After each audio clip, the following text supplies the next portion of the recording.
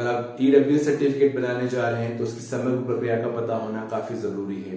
भारत सरकार ने 2019 में विशेष तौर पे सामान्य वर्ग के जो पिछड़े हुए बच्चे हैं उनको शैक्षणिक संस्थानों में साथ साथ में बात करें यहाँ पे नौकरी में 10% रिजर्वेशन का प्रावधान किया गया है। अब बात करते हैं कि आप ईडब्ल्यू सर्टिफिकेट बनाने जा रहे हैं तो आपको कौन सी मैंडेटरी कंडीशन को फुलफिल करना जरूरी है, तभी आप ईडब्ल्यू सर्टिफिकेट को आप एसडीएम कार्यालय या तहसील कार्यालय या डिस्ट्रिक्ट कार्यालय से आप यहाँ से आसानी से बनवा सकते हैं। तो उसमें पहली शर्त ये है कि आपकी साल भर की पूरे परिवार की इनकम 8 लाख से नीचे होना चाहिए। दूसरी शर्त ये है कि आपके पास जो एग्रीकल्चर लैंड हो वो 5 एकड़ से ज्यादा का नहीं होना चाहिए। तीसरी जो शर्त वो ये है कि आपके पास 1000 स्क्वायर फीट से ज्यादा का बड़ा मकान नहीं होना चाहिए। चौथी शर्त ये है कि यहाँ पे आप गांव में अगर रहते हैं, रूरल एरिया में रहते हैं, तो आपके पास 200 यार्ड से ज्यादा का जमीन नहीं होना चाहिए। और आखिरी शर्त ये है कि यहाँ पे आप शहरी क्षेत्र में रहते हैं तो आपका जो आवासीय मकान है उसका जो प्लॉट का एरिया है वो 100 यार्ड से ज्यादा का नहीं होना चाहिए। अगर इन सारी शर्तों पे आप खरे उतरते हैं तो आपको ये ईडब्ल्यू सर्टिफिकेट के लिए अप्लाई करने की जरूरत है।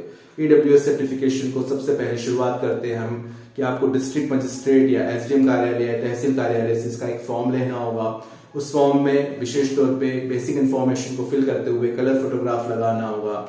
साथ में बात करें आधार कार्ड यहाँ पे मैंडेटरी है जो कि केवाईसी के साथ होना चाहिए। बात करते हैं काफी स्टेट ऐसे हैं जैसे राजस्थान, वहां पे जन आधार कार्ड चलता है। मध्य प्रदेश में हम बात करें समग्र आईडी या फैमिली आईडी चलती है, तो आधार कार्ड के साथ ये कार्ड भी यहाँ पे मैंडेटरी होते हैं। तो ये सारी व्यवस्था राज्य के हिसाब से होती है। अब बात करते हैं जो अगली इन्फॉर्मेशन जो सबसे ज्यादा जरूरी है वो यहाँ पे है 10th का मार्कशीट। ये डेट ऑफ बर्थ के लिए जरूरी होता है। तो नेक्स्ट बात करते हैं आइडेंटिटी प्रूफ के तौर पे जो डॉक्यूमेंट यहाँ पे शामिल किया जाता है, voter ID card, pan card या इलेक्ट्रिसिटी का बिल।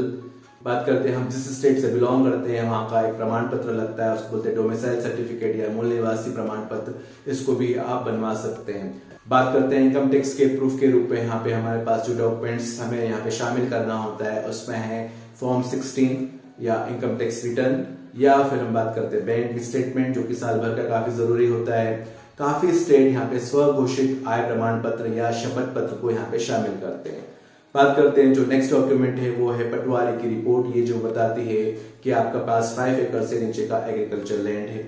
बात करते हैं आपके पास विशेष तौर पे नगर परिषद, नगर पंचायत, नगर निगम या महानगर पालिका का जो क्षेत्र है वहां पे जो आपका रेसिडेंशियल प्लॉट है या आवासीय प्लॉट है, इससे रिलेटेड आपको वहां से एनओसी अर्जित करनी होगी।